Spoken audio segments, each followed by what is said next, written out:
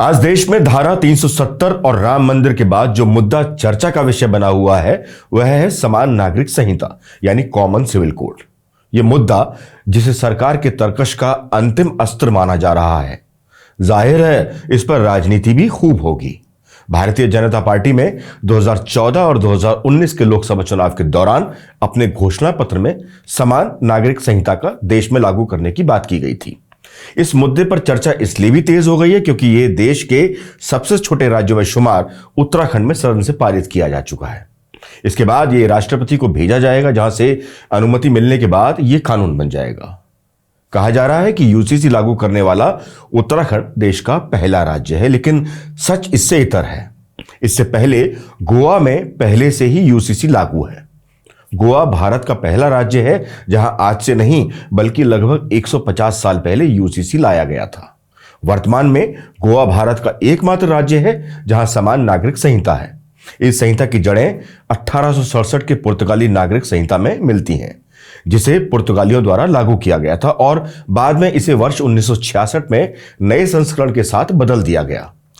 गोवा में सभी धर्मों के लोगों के लिए विवाह, तलाक, विरासत आदि के संबंध में समान कानून है। जब देश में एक बार फिर इस पर बहस छिड़ चुकी है, ऐसे में अब यह समझना जरूरी हो गया है कि आखिर यह समान नागरिक संहिता होती क्या है और इसका संविधान में उल्लेख कहां पर है। अंत में सबसे महत्वपूर्ण इस बात को समझना आवश्यक है कि समान नागरिक संहिता यदि देश या किसी राज्य में लागू होती है तो वहां के निवासियों पर इसका क्या प्रभाव पड़ेगा। यह भी आज के वीडियो में जानेंगे कि उत्तराखंड की विधानसभा में पास यूसीसी बिल क्या वास्तव में असल में यूसीसी बिल है या फिर सरकार ने अपनी सहूलियत के हिसाब से नियम बनाए हैं। इन सभी बातों को आज हम अपने वीडियो में सिलसिलेवार तरीके और तथ्यों सहित पड़ताल करेंगे। सर्वप्रथम बात करते हैं कि यह यूसीसी यानी समान नागरिक संहिता आखिर होती क्या है। संहिता का अर्थ होता है कानून, अर्थात नागरिकों के सामाजिक तथा व्यक्तिगत कानूनों को नागरिक संहिता कहा जाता है। और जब इस नागरिक संहिता को सभी नागरिकों पर समान रूप से लागू किया जाता है तो इसे समान नागरिक संहिता कहा जाता है। समान नागरिक संहिता के अंतर्गत नागरिकों के सामाजिक तथा व्यक्तिगत दोनों विषय आते हैं। तो चलिए आपको उदाहरण देकर ही समझाते हैं। जैसे 1, नागरिकों की शादी की उम्र क्या होनी चाहिए। 2, पति पत्नी का तलाक का तरीका क्या होना चाहिए। 3, बच्चों को गोद लेने के नियम क्या होने चाहिए। 4, पैतृक संपत्ति में उत्तराधिकार का नियम पुरुष और महिला को किस तरह होना चाहिए। इन सभी विषयों को सरकार जिन नियमों या संहिता द्वारा देश में लागू करना चाहती है उसे ही नागरिक संहिता या अंग्रेजी में कॉमन सिविल कोड का दर्जा दिया जाता है। आपकी जानकारी के लिए बता दें कि देश के नागरिकों द्वारा अपराध करने पर उन्हें किस तरीके का दंड दिया जाए, इसके लिए पूरे देश में पहले से ही अपराध संहिता लागू है, जिसे इंडियन पीनल कोड के नाम से जाना जाता है। यह अपराध संहिता सामान्य नागरिक संहिता से बिल्कुल अलग है और समान रूप से देश के सभी नागरिकों पर लागू होती है। अब प्रश्न यह उठता है कि जिस तरह से भारतीय अपराध संहिता पूरे देश में सभी नागरिकों पर समान रूप से लागू है, तो क्या उसी तरह समान नागरिक संहिता भी पूरे देश में सभी नागरिकों पर समान रूप से लागू नहीं की जा सकती? क्योंकि इसे लागू करने के रास्ते में कठिनाइयां बहुत हैं। आपको बताते हैं कैसे। आप जानते हैं कि भारत एक धर्मनिरपेक्ष राष्ट्र है जहां विभिन्न धर्मों, मतों और समुदाय के लोग रहते हैं। इन सभी धर्मों, मतों और समुदाय के नागरिकों को सामाजिक और व्यक्तिगत रीति रिवाज के अलग अलग नियम हैं। अतः इन सभी को एक ही नागरिक संहिता में बांधना बहुत मुश्किल है। मगर यदि सरकार सभी धर्मों, मतों और समुदाय के प्रतिनिधियों से सलाह मशवरा कर यदि उन्हें एक नागरिक संहिता के अंतर्गत बांधना चाहती है तो ऐसा मुमकिन होना काफी मुश्किल लगता है। सबसे पहला सवाल ये कि क्या समान नागरिक संहिता का वर्णन संविधान में भी है या नहीं। तो आपकी जानकारी के लिए बता दें कि समान नागरिक संहिता का वर्णन संविधान में नीति निर्देशक सिद्धांतों अर्थात directive principle of state policy के अंतर्गत किया गया है। नीति निर्देशक सिद्धांत के अंतर्गत आने वाले अनुच्छेद 44 में कहा गया है कि राज्य भारत के समस्त राज्य क्षेत्र में नागरिकों के लिए एक समान सिविल कोड होना चाहिए। राज्य शब्द को भारत सरकार तथा राज्यों के संबंध में राज्य सरकारों के संदर्भ में प्रयोग किया जाता है। इसी शक्ति को प्रयोग करते हुए गोवा ने 1961 में अपनी यहां समान नागरिक संहिता लागू कर दी थी, जबकि गोवा के बाद अब उत्तराखंड राज्य समान नागरिक संहिता को लागू करने वाला दूसरा राज्य बन जाएगा। अब यह जानना आवश्यक है कि यदि उत्तराखंड में समान नागरिक संहिता पारित होकर लागू हो जाती है तो वहां के निवासियों के सामाजिक और व्यक्तिगत अधिकारों पर इसका क्या प्रभाव पड़ेगा।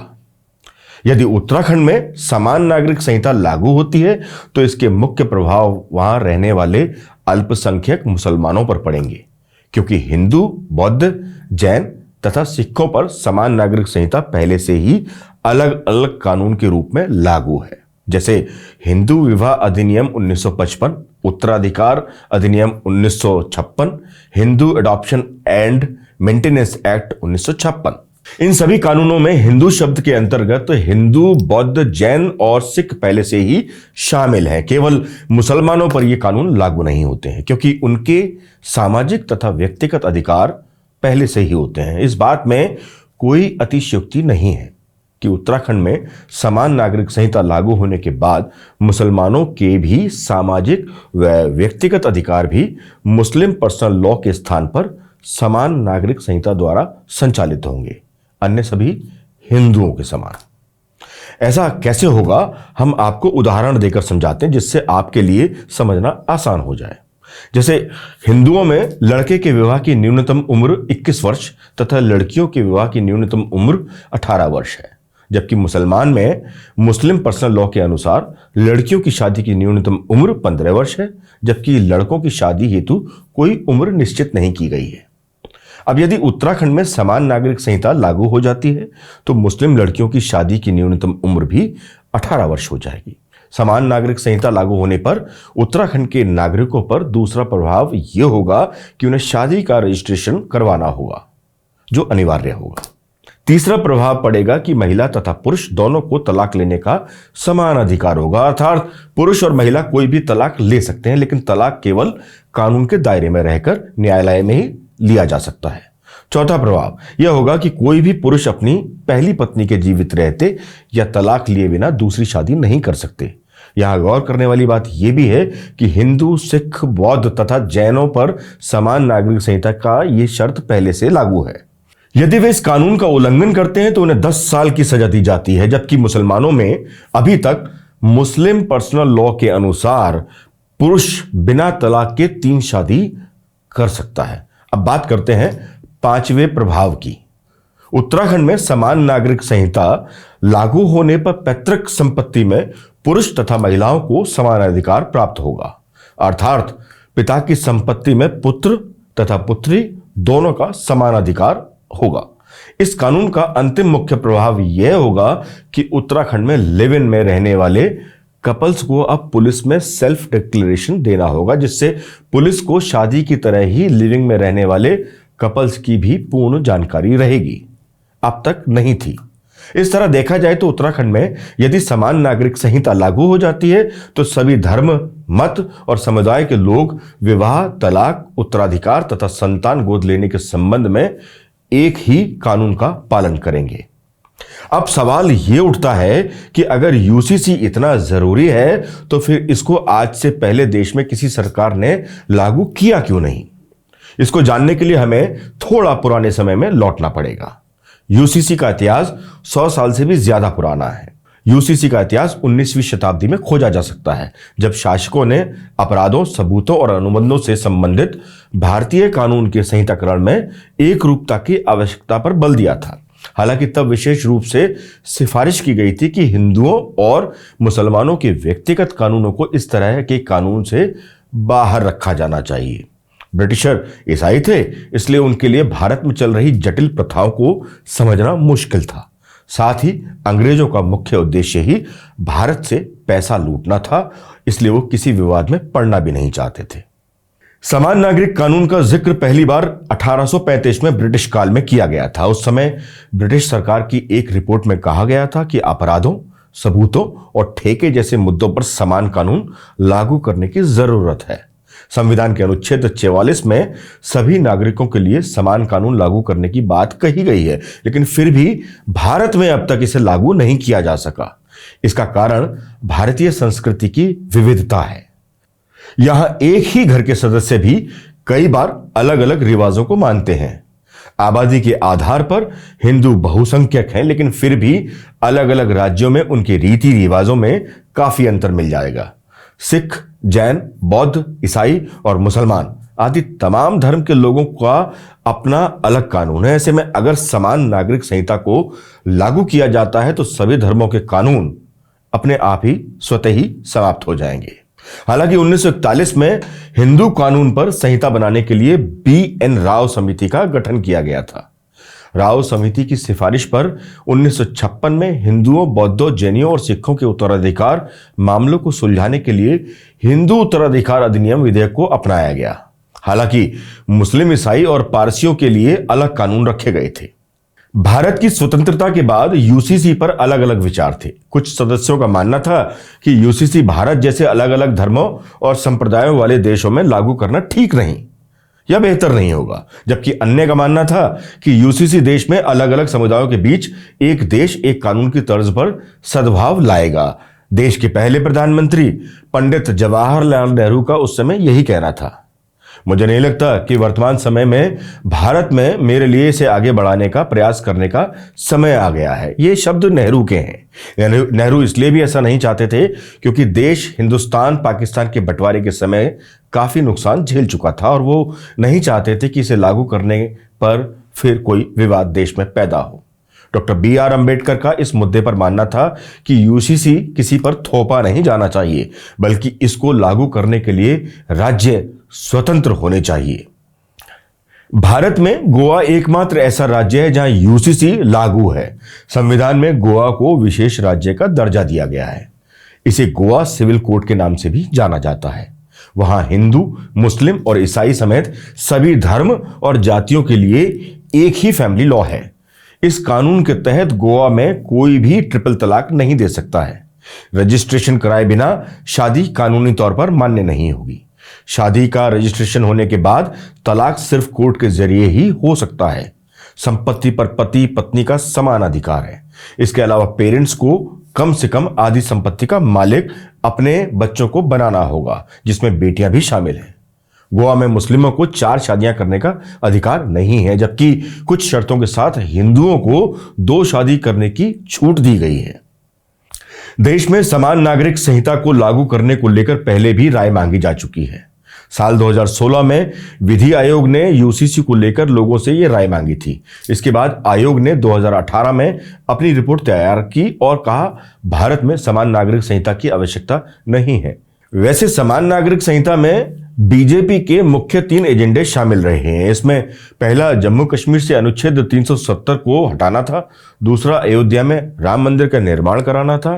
ये दोनों एजेंडे काफी कुछ क्लियर थे, लेकिन UCC काफी जटिल विषय है, इसलिए मोदी सरकार को इसको लागू करने में इतना समय लग रहा था। इसे अभी तक लागू इसलिए नहीं किया जा सका क्योंकि भारत का सामाजिक ढांचा विविधता से भरा हुआ है। हालात यह है कि एक ही घर के सदस्य अलग अलग रीति रिवाजों को मानते हैं। अगर आबादी के आधार पर देखें तो देश में हिंदू बहुसंख्यक हैं, लेकिन अलग अलग राज्यों के हिंदुओं में ही धार्मिक मान्यताएं और रीति रिवाजों में काफी अंतर देखने को मिल जाएगा।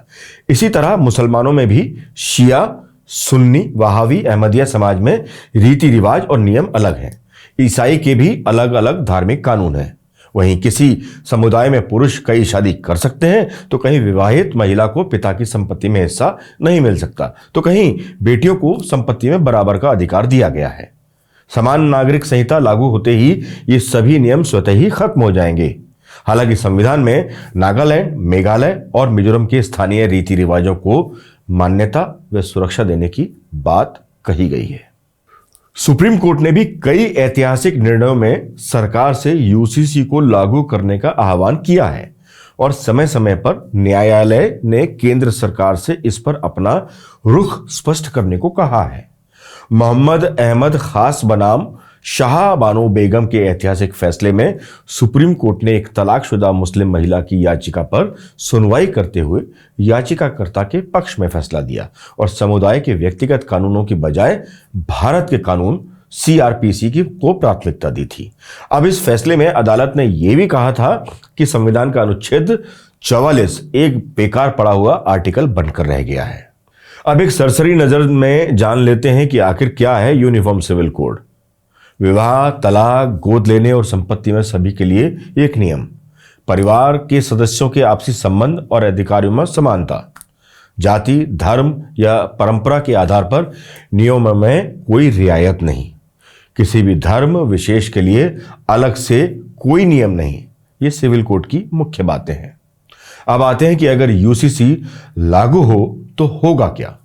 अगर यूसीसी लागू होता है तो यूसीसी के तहत शादी, तलाक, संपत्ति, गोद लेने जैसे मामले भी सामने आएंगे। हर धर्म में शादी तलाक के लिए एक ही कानून। जो कानून हिंदुओं के लिए वही दूसरों के लिए भी होगा। बिना तलाक के एक से ज्यादा शादी नहीं कर पाएंगे। शरीयत के मुताबिक जायदाद का बंटवारा नहीं होगा। अब बात यूसीसी लागू होने से क्या नहीं बदलेगा। इसको लागू होने से धार्मिक मान्यताओं पर कोई फर्क नहीं, धार्मिक रीति रिवाज पर असर नहीं। ऐसा नहीं है कि शादी पंडित या मौलवी नहीं कराएंगे। खान पान, पूजा, इबादत, वेशभूषा पर कोई प्रभाव नहीं पड़ेगा। अब बात उत्तराखंड के यूसीसी ड्राफ्ट की कुछ मुख्य बातों की।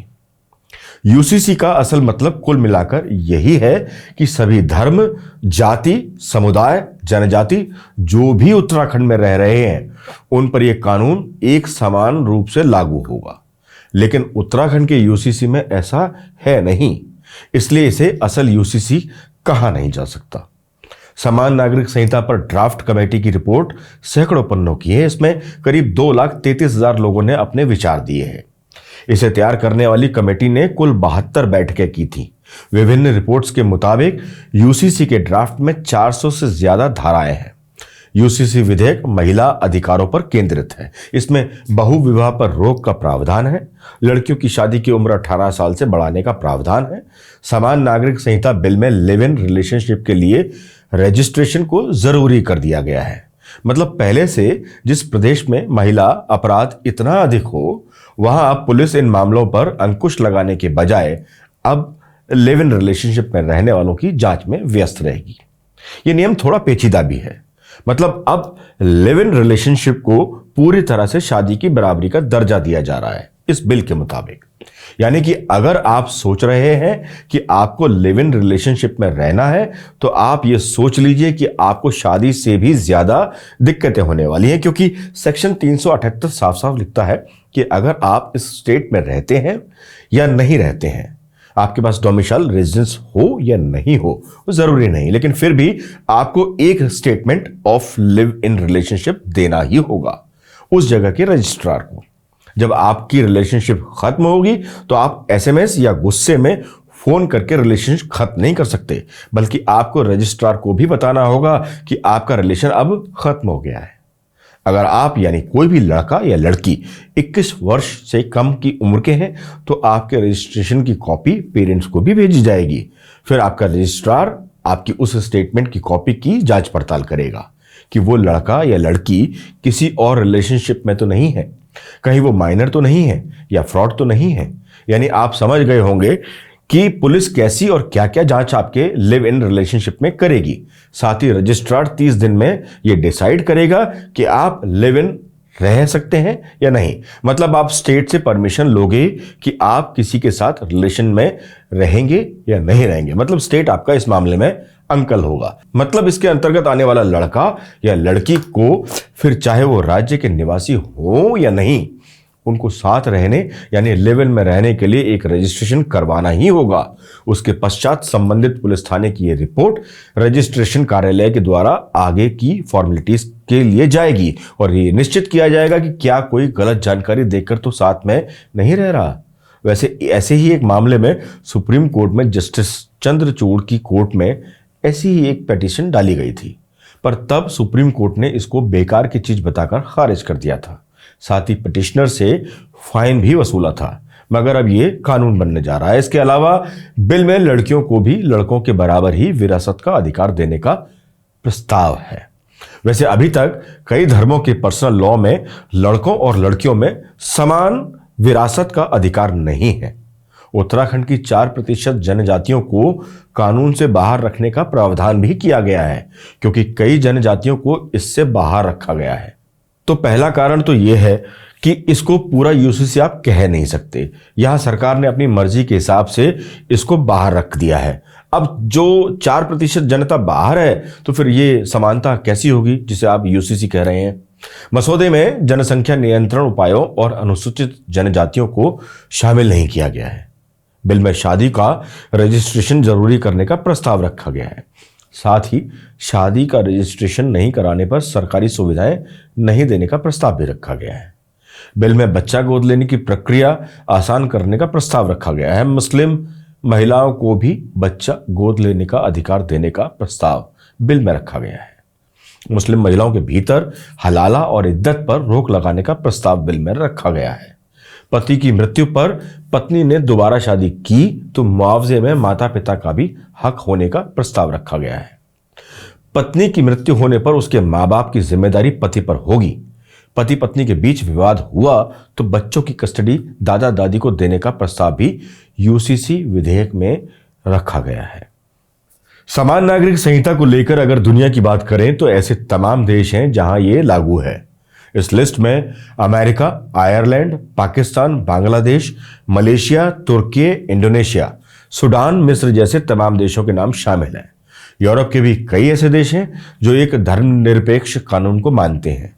वहीं इस्लामिक देशों में शरिया कानून को मानने वाले भी बहुत हैं। खैर, ये लिस्ट बहुत लंबी है, पर अभी सिर्फ इसकी शुरुआत उत्तराखंड से हुई है। अन्य राज्यों में भी इसे लागू करने जैसी बातें सामने आ रही हैं। मतलब साफ है, 2024 के लोकसभा चुनाव को लेकर केंद्र में बैठी मोदी सरकार के लिए चुनावी मसाला बहुत है और विपक्ष के हाथ इस मामले में खाली हैं। आज के लिए बस इतना ही। नमस्कार।